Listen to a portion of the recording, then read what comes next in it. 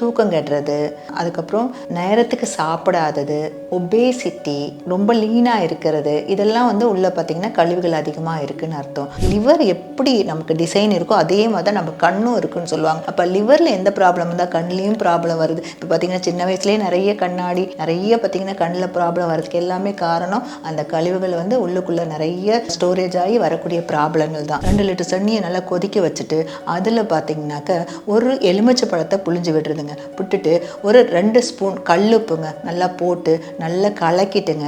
அதை கலக்கி அதை வந்து ஒரு டம்ளர் குடிக்க வேண்டியது நல்லா வாக்கிங் பண்ணுறது, ஒரு டம்ளர் குடிக்க வேண்டியது நல்லா யோகா பண்ணுவது, அதெல்லாம் செய்யும் போது நிச்சயமாக அது வந்து என்ன ஆகுனா உள்ளே இருக்கிற மலத்தை வெளியே தள்ளும். அந்த லங்ஸில் உள்ள கழிவுகள் வெளியேற்றதுக்கு பிராணாயாமங்க, மூச்சு பயிற்சி நல்லா செய்யுங்க. தினம் ரெகுலராக மூச்சு பயிற்சி, கபாலபதி, பஸ்திர கபாலபதி, சூரியகலா, சந்திரகலா, நாடி சுத்தி பிராணாயாமம், இந்த மாதிரி மூச்சுக்குண்டான அத்தனை பயிற்சிகளை ரெகுலராக ஃபாலோ பண்ணிட்டு வாங்க. அப்போ சளி ஏதாவது ஸ்டோரேஜ் ஆகுதுன்னா நல்லா ஸ்டீம் பண்ணுங்கள். ஸ்டீம் பண்ணுறதுக்கு வந்து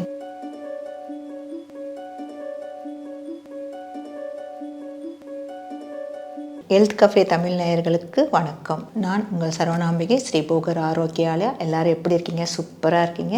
ஸோ இன்றைக்கி நம்ம பார்க்க போகிறது வந்து பார்த்திங்கனாக்க நிறைய உள்ள வந்து கழிவுகள் வந்து அதிகமாகி உடலில் உபாதைகள் எப்படி வருது அப்படிங்கிறத நம்ம பார்க்க போகிறோம். என்னென்ன விஷயத்தினால கழிவுகள் அதிகமாக ஆகுது அப்படின்னு பார்த்திங்கனாக்க தூக்கம் கெடுறது, அதுக்கப்புறம் நேரத்துக்கு சாப்பிடாதது, ஒபேசிட்டி, ரொம்ப லீனாக இருக்கிறது, இதெல்லாம் வந்து உள்ளே பார்த்திங்கன்னா கழிவுகள் அதிகமாக இருக்குதுன்னு அர்த்தம். இர்ரெகுலர் பீரியட்ஸு, ஸ்கின்ல அலர்ஜி வர்றது, அப்புறம் சின்ன சின்ன கொழுப்பு கட்டிகள் மாதிரி வர்றது, உள்ளுக்குள்ளார பிம்பிள்ஸ் அதிகமாக வர்றது, மலச்சிக்கல், இந்த மாதிரி உடம்புல வந்து ப்ராப்ளம் இருந்துச்சுன்னா உள்ள என்ன இருக்குன்னு அர்த்தம்னா கழிவுகள் இருக்குது. பெயின், பாடியில் பெயின் அதிகமாக இருக்கிறது, இதுவும் பார்த்திங்கன்னா உடலில் அதிகமான ஸ்டோரேஜ் இருக்குதுன்னு அர்த்தம். இந்த கழிவுகளை வந்து நாம் வந்து வெளியேற்றிட்டு அதுக்கப்புறம் உள்ள எந்த ஆர்கனுக்கு அடிவாயிருக்கோ அதுக்கு தகுந்த மாதிரி உணவு முறைகள், யோகா, இதெல்லாம் ஃபாலோ பண்ணும்போது நிச்சயமாக அற்புதமான ஒரு தீர்வு இருக்கும். கழிவுகளை எப்படி வெளியேற்றலாம் அப்படின்னா, முதல்ல டைமுக்கு தூங்கணுங்க. ஃபஸ்ட்டு நான் சொல்கிறது எல்லா விஷயத்திலும் நேரத்தில் தூங்கி நேரத்தில் எந்திரிக்கணும். ஏன்னா நேரத்தில் தூங்கும் போது நைட்டில் வந்து 11 மணிக்கு முன்னாடி எல்லாரும் படுத்துடணும். அப்போ படுத்தா நமக்கு லிவர் நல்லா ஒர்க் அவுட் ஆகுங்க. அந்த லிவரில் வந்து நமக்கு வந்து பார்த்திங்கன்னா லிவர் சொல்லுவாங்க, சித்தர்கள் சொல்கிறாங்க 1500 வேலை செய்யுதுன்னு சொல்கிறாங்க. லிவர் தாங்க அவ்வளோ அற்புதமான ஒரு லிவர் எப்படி நமக்கு டிசைன் இருக்கோ அதே மாதிரி தான் நம்ம கண்ணும் இருக்குன்னு சொல்லுவாங்க. அப்போ லிவரில் எந்த ப்ராப்ளம் இருந்தால் கண்லேயும் ப்ராப்ளம் வருது. இப்போ பார்த்திங்கன்னா சின்ன வயசுலேயே நிறைய கண்ணாடி, நிறைய பார்த்திங்கன்னா கண்ணில் ப்ராப்ளம் வரதுக்கு எல்லாமே காரணம் அந்த கழிவுகள் வந்து உள்ளுக்குள்ளே நிறைய ஸ்டோரேஜ் ஆகி வரக்கூடிய ப்ராப்ளங்கள் தான். ஸோ அப்போ வந்து அதை நம்ம கரெக்ட் பண்ணணும். நிறைய டைமுக்கு தூங்கணும், நிறைய தண்ணி குடிக்கணுங்க. காலையில் எந்திரிச்ச உடனே ஃபஸ்ட்டு நம்ம வந்து தண்ணி ஒரு 1/2 லிட்டர்லேருந்து 1 லிட்டர் தண்ணி குடிக்கணுங்க. அப்போ அந்த தண்ணியை இப்போ கிளைமேட் சேஞ்சாக இருக்குனால லைட்டாக வார்ம் பண்ணி கொடுக்கலாங்க. நல்லா லைட்டாக வெதுவெதுப்பான சுடுதண்ணி குடிக்கும்போது இன்னும் ரிசல்ட் பக்காவாக இருக்கும். அது நல்லா தண்ணி குடிக்கும்போது யூரின் வழியாகவும் மலம் மூலியமாகவும் நல்ல கழிவுகள் வெளியேறுங்க. இதை நல்லா ஃபாலோ பண்ணலாம். அடுத்தது வந்து வாரம் ஒரு நாளைக்குங்க சுகபேதி அப்படின்னு சொல்கிறது. அது எப்படின்னா, ஒரு 2 லிட்டர் சுடுதண்ணிங்க, 2 லிட்டர் தண்ணியை நல்லா கொதிக்க வச்சுட்டு அதில் பார்த்திங்கனாக்க ஒரு எலுமிச்சை பழத்தை புழிஞ்சு விடுறதுங்க. விட்டுட்டு ஒரு 2 ஸ்பூன் கல்லுப்புங்க நல்லா போட்டு நல்லா கலக்கிட்டுங்க. அதை கலக்கி அதை வந்து ஒரு டம்ளர் குடிக்க வேண்டியது நல்லா வாக்கிங் பண்ணுறது, ஒரு டம்ளர் குடிக்க வேண்டியது நல்லா யோகா பண்ணுவது, அப்டமன் யோகா, நல்லா வந்து பார்த்திங்கன்னா பவனமுத்தாசனா, சைக்கிளிங், அந்த மாதிரி அப்டமன் யோகா, அந்த மாதிரி யோகாலாம் பண்ணுறது.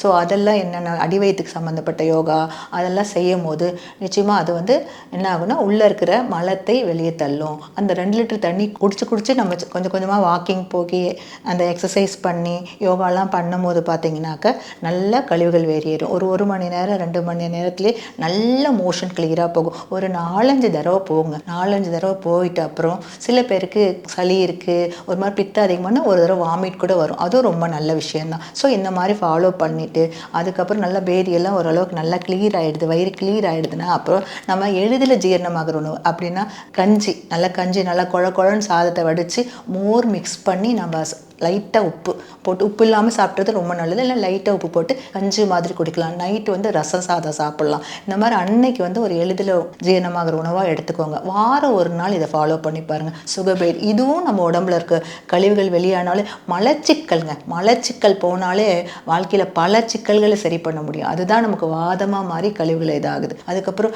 தண்ணி நல்லா குடிங்க, நிறைய தண்ணி குடிங்க அடிக்கடி. அந்த தண்ணிகள் குடிக்கும் போது நமக்கு அந்த ஹீட்னால் வரக்கூடிய பிரச்சனை, சிறுநீரகம் தொந்தரவு, யூரினரி இன்ஃபெக்ஷன் இதெல்லாமே குறையும்.